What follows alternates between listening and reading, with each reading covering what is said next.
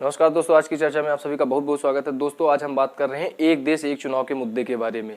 एक देश एक चुनाव का कॉन्सेप्ट क्या है, एक देश एक चुनाव क्या कोई नई व्यवस्था है, एक देश एक चुनाव को लागू करने में क्या क्या चुनौतियां आएंगी, क्या यह जनता के फेवर में है या सरकार के फेवर में, इन सभी बातों के बारे में आज हम बात करने वाले हैं।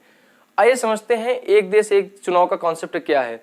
एक देश एक चुनाव भारतीय चुनाव प्रणाली के सुधार के रूप में एक विचार है जिसकी चर्चा काफी लंबे समय से चल रही है, जिसका उद्देश्य है एक ऐसी चुनाव व्यवस्था को लागू करना जिसमें देश के सभी लोकसभा एवं सभी विधानसभाओं के चुनाव को एक समय पर एक साथ कराया जा सके। यह इसका बेसिक कॉन्सेप्ट है। एक देश एक चुनाव क्या कोई नई व्यवस्था है? आपको बता दें, एक देश एक चुनाव कोई नई प्रक्रिया नहीं है, कोई नई व्यवस्था नहीं है। आजादी के बाद 1952 से लेकर 1967 तक के सभी चुनाव एक देश एक चुनाव की प्रक्रिया पर ही हुए थे, लेकिन 1967 के बाद कुछ विधानसभाओं के भंग होने के कारण चुनाव आउट ऑफ शेड्यूल होते चले गए। परिणाम यह हुआ कि धीरे धीरे ये प्रक्रिया बंद हो गई। इसे शुरू करने में बड़ी चुनौतियां कौन-कौन सी हैं? इसे पारित करने में सबसे पहली चुनौती यह है कि संविधान संशोधन के लिए बहुमत।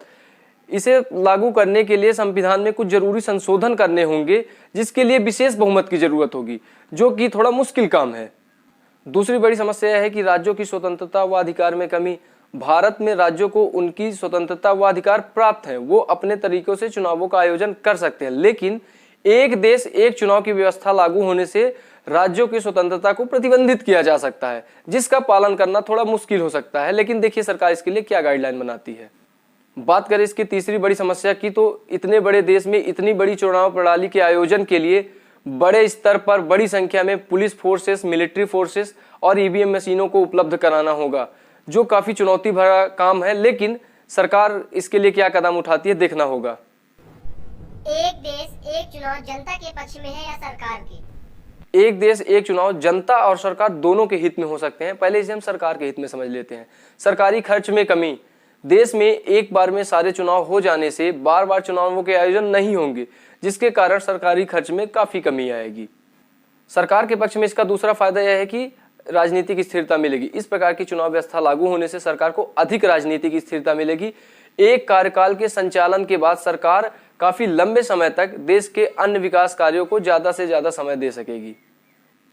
आइए जनता के पक्ष में इसके फायदों को समझ लेते हैं। पहला फायदा है समय की बचत। एक देश एक चुनाव चुनाव प्रणाली को सरल और सुविधाजनक बना देती है, जिससे जनता को हर साल मतदान के लिए जाने की जरूरत नहीं होती। इसलिए जनता का समय और ऊर्जा दोनों की बचत हो जाती है। जनता के फायदे में अगर इसके दूसरे लाभ की बात करें तो प्रशासनिक सक्रियता का ज्यादा लाभ। कहने का मतलब यह है कि जब देश में एक बार में सारे चुनाव हो जाएंगे तो सभी प्रशासनिक अधिकारी व कर्मचारी अपने अपने कार्य क्षेत्रों में ज्यादा समय दे पाएंगे, जिससे जनता की ज्यादा से ज्यादा समस्याओं का निराकरण किया जा सकेगा और विकास कार्यों को भी ज्यादा ध्यान दिया जा सकेगा। क्योंकि अभी हमने देखा है कि अब आप किसी सरकारी दफ्तर में चले जाओ, किसी तहसील में चले जाओ चुनाव के टाइम, तो वहां पर आपकी समस्याओं का जल्दी से निराकरण नहीं हो पाता, आपको कई बार भटकना पड़ जाता है। तो अगर देश में एक बार में सारे चुनाव हो जाएंगे तो सभी अधिकारी और कर्मचारी समय से उपलब्ध रहेंगे आपके लिए। बहुत अच्छी बात होगी जनता के फेवर में। एक देश एक चुनाव के लागू होने के बाद भी इसमें कुछ चुनौतियां बनी रह सकती हैं। देखिए इसमें सरकार का क्या कदम रहता है। पहली तो यह कि अगर किसी राज्य की कोई विधानसभा भंग हो जाती है तो उसके लिए क्या नियम होंगे, क्या वहां दोबारा से चुनाव होंगे, अगर दोबारा से चुनाव होंगे तो कब और कैसे होंगे। अभी तक एक स्पष्टीकरण और नहीं मिल पा रहा है कि पंचायत और नगर पालिका के चुनावों को क्या एक देश एक चुनाव की व्यवस्था में शामिल किया जाएगा। तो दोस्तों ये थी कुछ महत्वपूर्ण बातें एक देश एक चुनाव को लेकर के, जो मैंने आपके साथ साझा किया। दोस्तों अगर आपको ये वीडियो पसंद आया तो वीडियो को लाइक करिए, शेयर करिए, कमेंट में अपना सुझाव जरूर दीजिए कि आप एक देश एक चुनाव के बारे में क्या राय रखते हैं। धन्यवाद।